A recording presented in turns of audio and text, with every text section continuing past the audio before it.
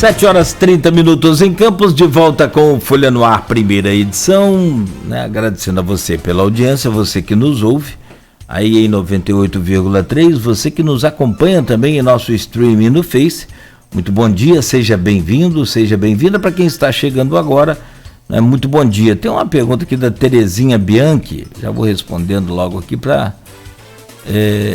a gente conversar com a Kelly Viter, que é a nossa convidada hoje.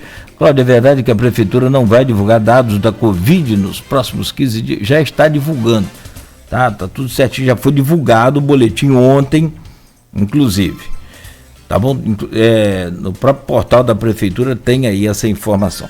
Bom, primeiro quero trazer o seu bom dia, Kelly, né? Muito obrigado, te agradecer, né, pela presença, mesmo que virtual, aqui neste Folha no Ar, primeira edição, né? O primeiro Folha do Ar do ano. Vamos começar com a mulher, e para nossa satisfação é você, Kelly Viter, presidente da comissão da OAB da Mulher, 12ª subseção, OAB Campos, e também, né, advogada aí, mestrada aí, eu acho que é pós-doutorado já em lei eleitoral. Kelly, muito bom dia, seja bem-vinda mais uma vez ao Folha no Ar, primeira edição. É um prazer tê-la conosco aqui. Pena que é para a gente falar sobre esses dados aí, essa estatística tão ruim, que é o crescimento da violência, o crescimento do feminicídio durante a pandemia. Bom dia, Kelly, seja bem-vinda ao Folha no Ar. Bom dia, Cláudio, bom dia a todos que estão nos ouvindo e nos assistindo. E eu te agradeço o convite para mais uma vez estarmos aqui trazendo informações importantes no combate à violência contra a mulher. Bom, a última vez que você esteve conosco aqui foi dia 9 de abril, logo assim, no início do isolamento social, né? Acho que tinha pouco mais de um mês, né, Kelly? Março, abril é por aí, ou menos de um mês. Acho que menos de um mês. Menos de um mês. O Arnaldo Neto, né, estava conosco naquela época, naquele programa, e está de férias agora. E a pergunta é, o que mudou de lá para cá? Quase também são, né, janeiro, fevereiro, março, abril, 8 meses, 9 meses depois.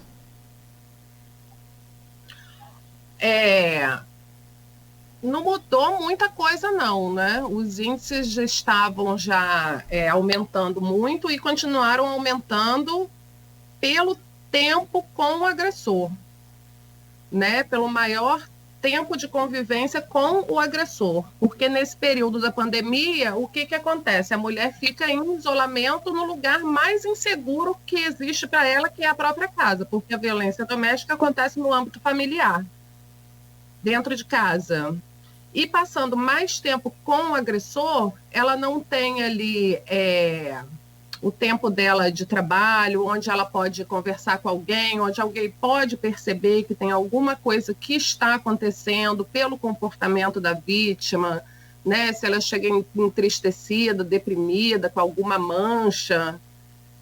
E isso fez com que aumentasse a violência, a dificuldade de se locomover para poder fazer a denúncia, muitas acreditando que os órgãos estão fechados, não estão abertos para o atendimento em funcionamento, e estão em funcionamento, a DEAN continua funcionando, continua aceitando, começou a aceitar essas denúncias de forma online, que foi um avanço também, né? Porque antes tudo tinha que ser presencial, e agora, com a pandemia, é presencial os casos mais graves, né? Lesão corporal ou alguma violência sexual.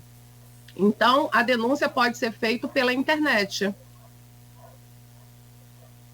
Tem 190, que você pode fazer a denúncia também, né? Pode pedir um socorro.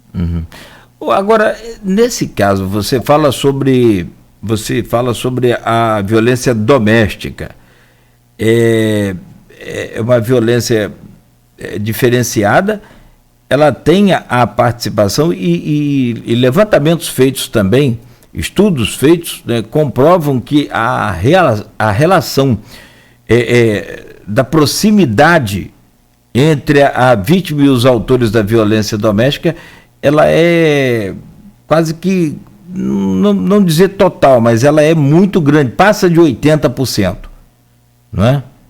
Uhum. Quem comete o crime, ou o feminicídio, ou a violência, é quase sempre o parceiro da mulher, quase sempre um integrante da casa. Ou seja, a proximidade. E com essa pandemia, essa coisa ficou muito mais complicada, né, Kelly?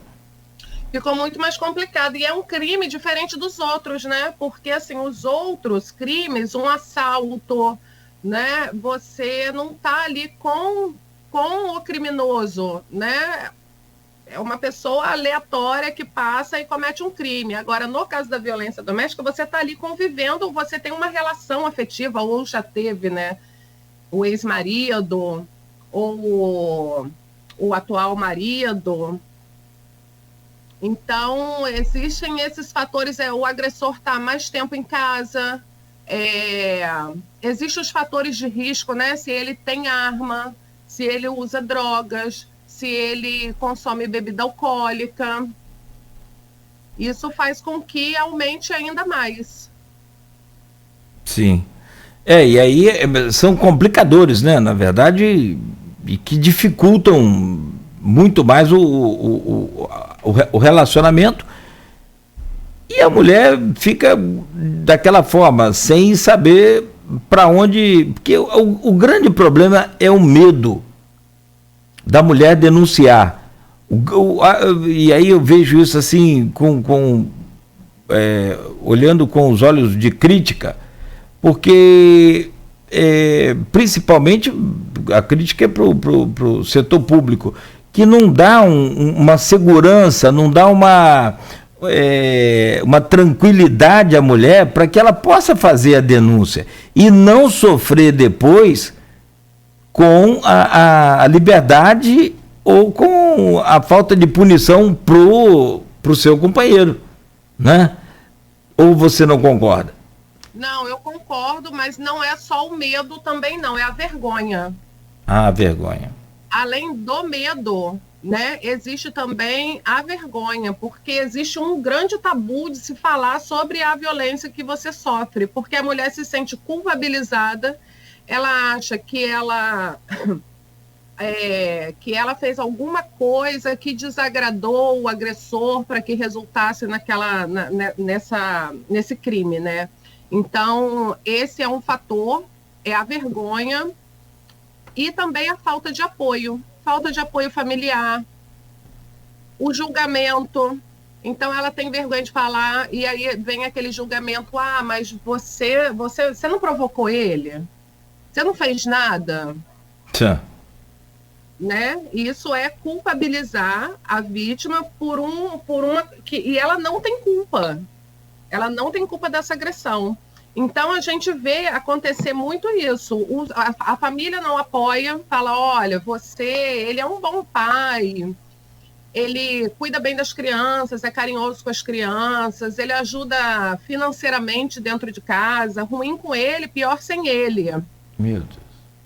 Então, quer dizer, empurra a mulher ali para aquela situação de vulnerabilidade, ao invés de acolher essa vítima, né? De falar, não, a gente vai te ajudar, a gente está com você, porque o que falta é apoio à vítima. Você sabe... muito apoio da família, apoio dos amigos, tem aquela história de briga de marido e mulher, ninguém mete a colher, aí ninguém quer se intrometer na relação ali do casal. Aliás, isso não existe mais, né? Essa história de briga de marido e mulher, ninguém mete a colher, não... deveria ser proibido até. Porque você pode salvar uma vida quando você mete a colher. É para meter a colher, sim. Os filhos devem ajudar e os vizinhos devem ajudar, se puder, né?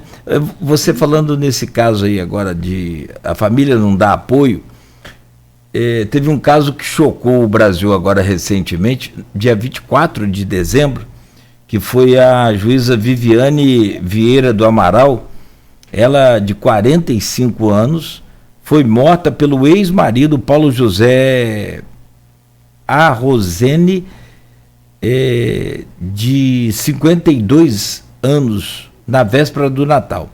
E eu vi a cena, não sei se você teve a infelicidade de ver, eu vi e fiquei traumatizado, arrependido, até porque eu não sabia do que se tratava, apesar de distante a imagem, né? Ela morreu com 16 facadas, sendo que 10, só dessas 16, 10 foram na altura da cabeça, rosto, crânio, enfim.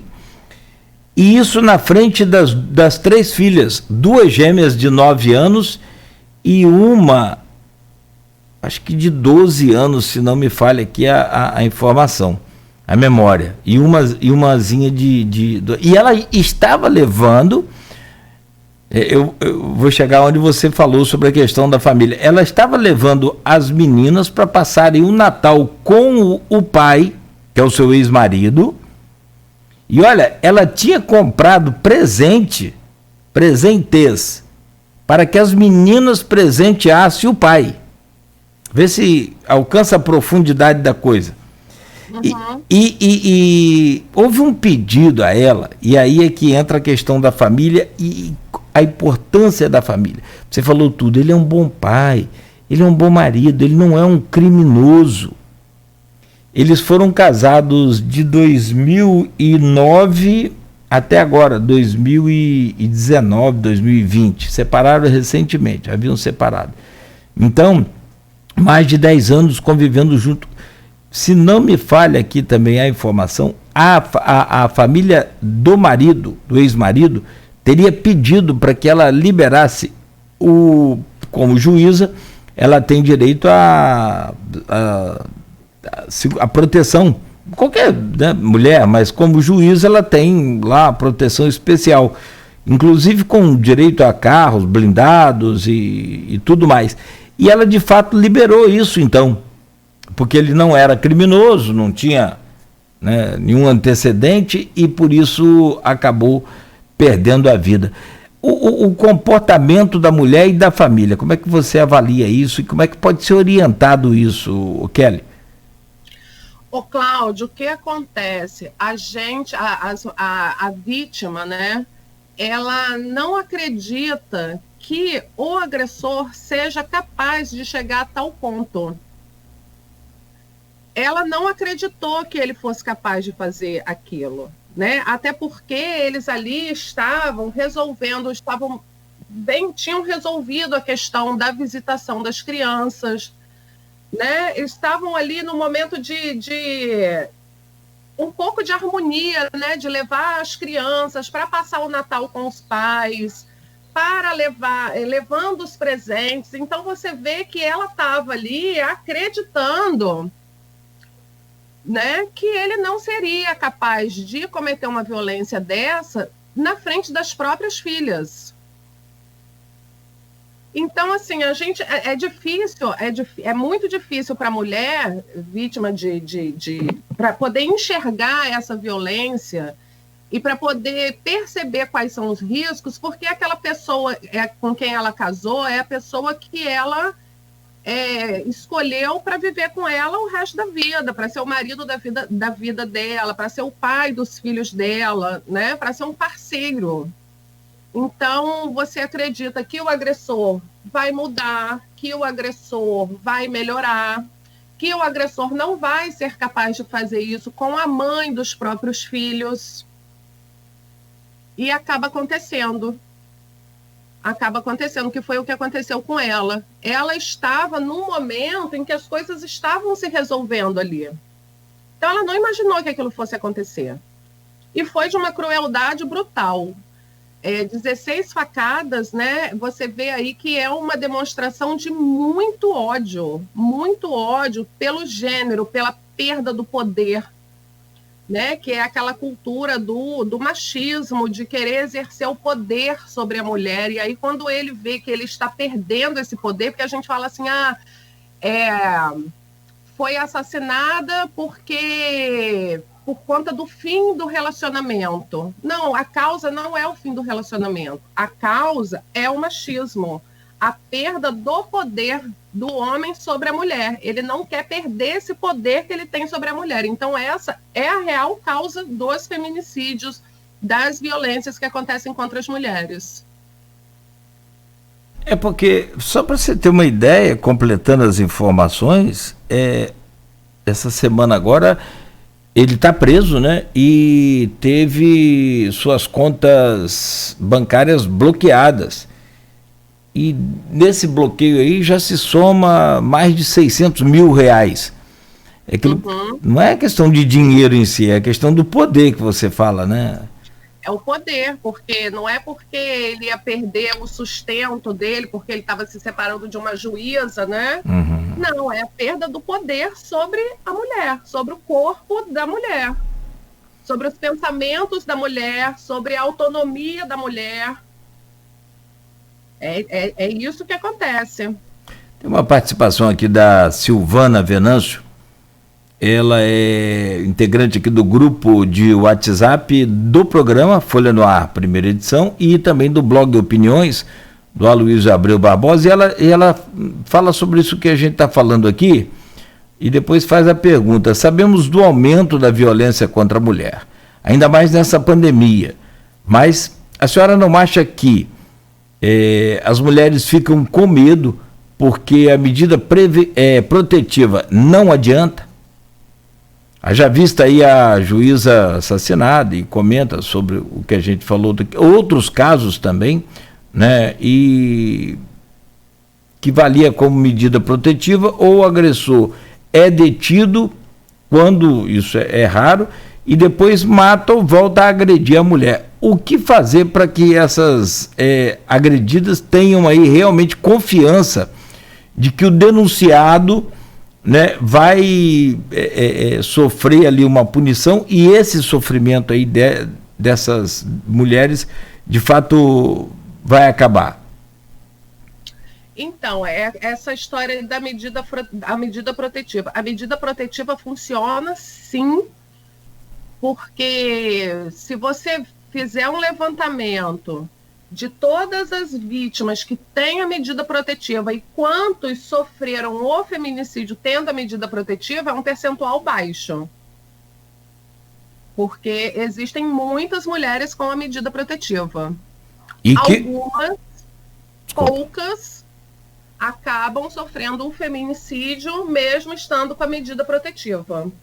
E no caso da juíza, você vê que foi no período que ela tirou a medida protetiva, porque muitas vezes o agressor pede para tirar. Não, tira, porque ele está me atrapalhando, eu vou precisar fazer uma viagem para o exterior, eu vou precisar fazer um trabalho e eu não vou conseguir, isso vai dificultar minha vida financeiramente, vai acabar impactando na pensão das crianças.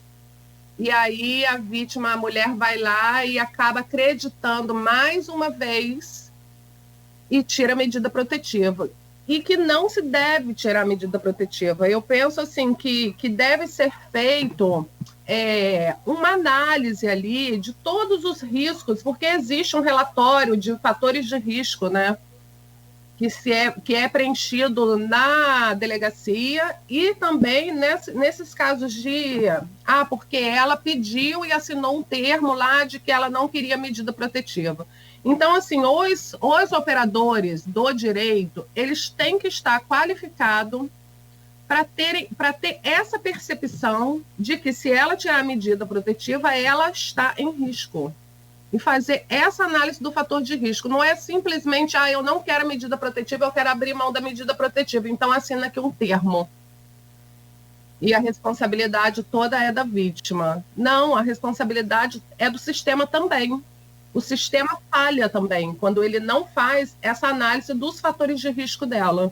Porque ela está ali numa situação vulnerável, extremamente vulnerável. Né? Você vê as crianças não acreditando que o pai fosse capaz de fazer alguma maldade, alguma crueldade como ele foi. A própria mulher não acreditando que ele fosse capaz de chegar a tanto. Então, o sistema, ele tem que estar qualificado para fazer essa avaliação, fazer essa análise. Tem até uma pergunta aqui da Graciete Nunes, também está no grupo. Qual a política pública disponibilizada hoje para o acolhimento da mulher vítima da violência? É a pergunta O acolhimento, então, tem o atendimento psicossocial, tem a casa, o abrigo, onde a mulher, quando está numa situação de risco, ela fica nesse abrigo, que é a casa, aqui em Campos é a Casa Bento Pereira. Não são todos os lugares que existem esse abrigo, em Campos nós temos. Então, é um lugar sigiloso, que ninguém sabe onde é, e a vítima fica lá acolhida. Agora, no governo estadual, que assumiu a pasta agora foi o deputado Bruno Dauari, e ele convidou uma delegada, que é a Cristina Honorato, que é uma delegada super combativa. Ela trabalhou naquele caso do estupro da menina que foi estuprada por 30 garotos no bairro funk. Não sei se você se lembra. Sim, me lembro. Então, assim, essa pasta da Secretaria do Estado está com um projeto para um aluguel social para a vítima, porque às vezes ela não tem para onde ir. Então, ela precisa de uma ajuda do Estado. Então, já tem esse projeto já em andamento para poder dar essa ajuda de custo para essa mulher. Tem alguns lugares que tem uma casa de passagem, que a mulher fica ali por um tempo. Então, tem os atendimentos nos CREAS, que fazem atendimentos psicológicos. Então, tem os acolhimentos. Em algumas cidades tem o CEAM. Em Campos, a gente torce para que a gente tenha isso em breve, né, também, porque já tinha uma determinação judicial para que o antigo prefeito trouxesse para Campos esse CEAM. Eu não sei como é que ficou esse processo, mas eu acredito que isso possa acontecer em breve, porque o atual prefeito agora criou uma subsecretaria de direitos da mulher, né? E eu acho que isso é muito bom, porque mostra um comprometimento também com essa pauta. Também é uma secretaria que não são todos os municípios que existem uma secretaria de direitos da mulher, no caso aqui uma subsecretaria, né? E eu acho que devem acontecer assim, grandes avanços no município em prol da proteção e garantia aos direitos da mulher por conta dessa subsecretaria dos direitos da mulher. A Odisseia Carvalho participa aqui no grupo também do programa e do blog Opiniões, e diz aqui: a Delegacia da Mulher foi um sonho conquistado pelos movimentos de mulheres e feministas em Campos, em parceria com o governo estadual e o governo federal. Inclusive, na época, tivemos a presença da ministra Nilceia Freire, da Secretaria Especial de Políticas para as Mulheres, em uma audiência pública na Câmara de Vereadores, dando início às obras nos autos da Delegacia Legal. Hoje precisamos aprimorar este atendimento, né, que seja mais humanizado. Somente mulheres deveriam atender no primeiro contato com a mulher vítima da violência. Parece que a Odisseia comenta que ela não fez nenhuma pergunta, só procurar aqui e ver se na sequência. Não, mas faz um comentário muito pertinente, né? Uhum. Então, no ano passado, como presidente da OAB Mulher, eu cheguei a oficiar a Coordenadoria Geral da DEAN, pedindo que houvessem mais funcionários na delegacia e que fossem mulheres. E aí, qual é o problema de nós não termos mulheres? É não termos pessoal suficiente. A Polícia Civil, ela não tem um quantitativo de mulher que dê para lotar as delegacias, as DEANs. Então, é essa falta de pessoal. É a falta de mulheres. A gente tem muito mais homens do que mulheres na polícia. Então, faltam mulheres policiais para poder estarem nas delegacias. E falta também, no geral, os agentes, né? Sim, a Odisseia faz a... Pois não? Desculpa, pode falar. Não, inclusive a Odisseia está ouvindo aqui, e essa semana eu estava conversando com a Ildete Pereira de Mello, que também é uma feminista e é dessa mesma época aí, e mandou um abraço para ela. Então, aproveitar a oportunidade que ela está aqui nos ouvindo e passar o abraço. Perfeito. Inclusive, aí sim ela faz uma pergunta aqui: quais as redes de proteção à violência contra as mulheres existem funcionando em Campos hoje? E o que devemos fazer para ampliar esse atendimento? Quais são as redes? As redes de proteção contra essa violência. Quais além dessa DEAN, da delegacia, né, especializada, tem alguma outra, a subsecretaria que você falou agora, né? E tem a secretaria está começando agora, né? É um bebê, né? É um bebê de um dia. Hoje é o primeiro dia útil do governo, né? Então, acabou de nascer. Então, vamos ver como é que vai ser esse funcionamento. Mas existe, por exemplo, os CREAS, que fazem esse atendimento, existe a DEAN, existe a Defensoria Pública.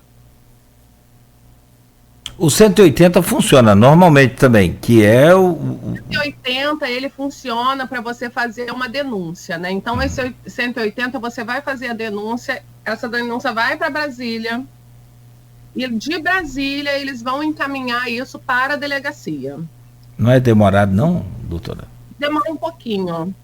Mas aí Digo ali que está acontecendo, se é uma violência que está acontecendo ali naquele momento, sim, o canal de atendimento é o 190. Tem que ligar para a polícia, 190.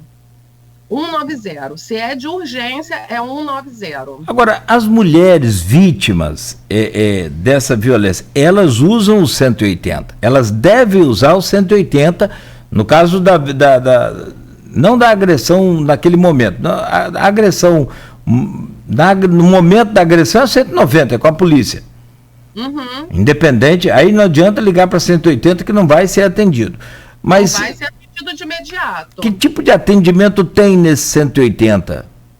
Então, nesse 180, ela vai fazer um relato do que está acontecendo com ela. Eles vão fazer algumas perguntas para poder colocar ali também nesse relatório, e eles encaminham esse relatório para a delegacia, para a DEAN. E aí a DEAN entra em contato com a vítima. Ou pede para a vítima ir lá, ou às vezes a própria DEAN vai até o local informado, até a residência. Às vezes está num cativeiro, então a DEAN vai. Se a DEAN não consegue entrar em contato ali, faz um chamado para a vítima de que chegou a denúncia e não consegue fazer o contato, a DEAN vai até a vítima. Perfeito.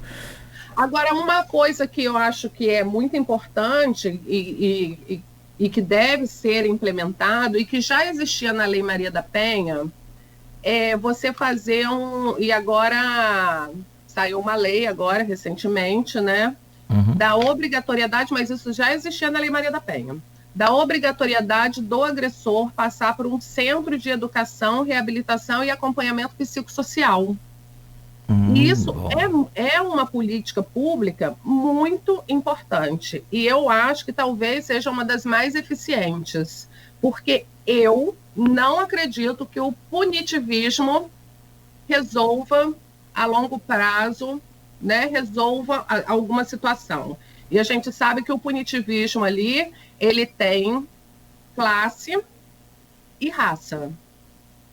Infelizmente. Né? Então, eu acredito que na base da educação, da conscientização, é que vai mudar essa cultura. Porque isso é proveniente de uma cultura machista. E o Brasil é um país que tem uma cultura extremamente machista.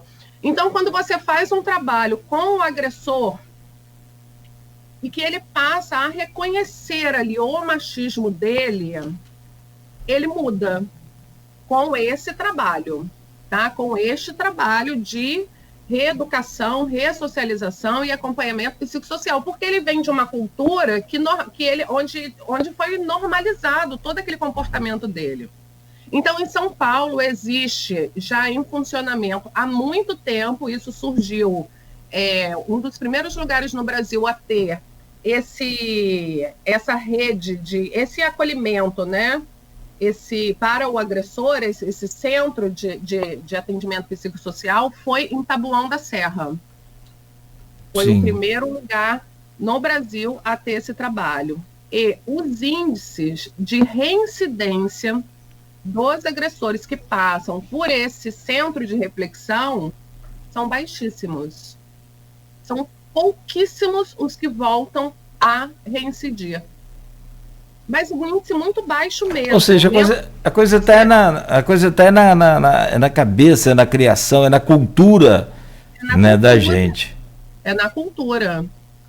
É na cultura. Então é importante fazer esse trabalho, é importante fazer um trabalho nas escolas, é importante fazer um trabalho nas faculdades, é importante fazer um trabalho no próprio sistema judiciário, com todos os operadores de direito, com todas as pessoas que estão envolvidas, seja delegado, Ministério Público, defensor público, juiz, serventuário, passar por uma qualificação. Hoje em dia o CNJ, agora no mês passado, no mês retrasado, ela criou lá uma recomendação para que os juízes passassem por essa qualificação. Mas eu acho que isso deve se tornar obrigatório, principalmente depois desse caso de ter uma pessoa tão próxima, né? Não que ela tenha sido assim mais importante, porque todas as vítimas, toda vida que se perde é uma vida que tem a mesma importância. Mas talvez por acontecer com alguém ali dentro da própria casa, né, faz com que hajam mais discussões sobre isso, uma análise, uma reflexão maior sobre isso e um estudo, uma discussão sobre o que está falhando e como mudar, como melhorar esse sistema. Então, eu acho que talvez isso passe a ser obrigatório, essa capacitação para as pessoas que trabalham com a violência doméstica e familiar. O nosso ouvinte e seguidor aqui da página, o fundador aqui desse programa, Maurício Batista, né, o ouvinte fundador, ele é um dos primeiros participantes e dos mais ativos aqui. Ele diz no comentário dele uma pergunta: os profissionais que recebem essas denúncias vítimas de violência estão preparados, já que muitas das vezes muitas reclamações desses atendimentos, foi aquilo que a gente falou também, e é o que você está falando agora, não? Eles têm uma capacitação, mas eu acho que precisa ter uma capacitação melhor, uma escuta mais preparada, né? Isso é muito importante, você saber, você ter uma escuta ali qualificada, você saber ouvir sem julgar, colocar ali o que realmente aconteceu. Então, assim,